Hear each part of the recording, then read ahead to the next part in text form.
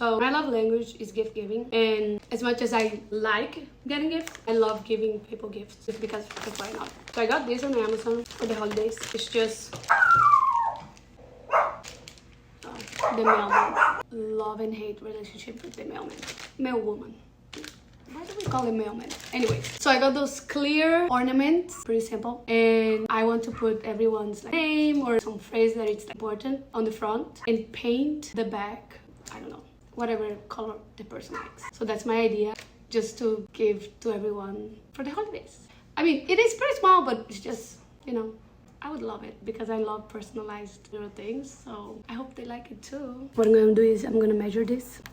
Tape measure. Let's measure it together. Okay. How much is this? Okay, I'm gonna put it here. I'm just gonna type down the names of my favorite people.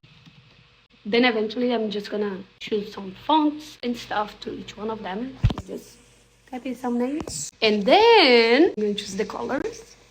I just put the names of a couple of my friends that it's like their first Christmas that I think they live together.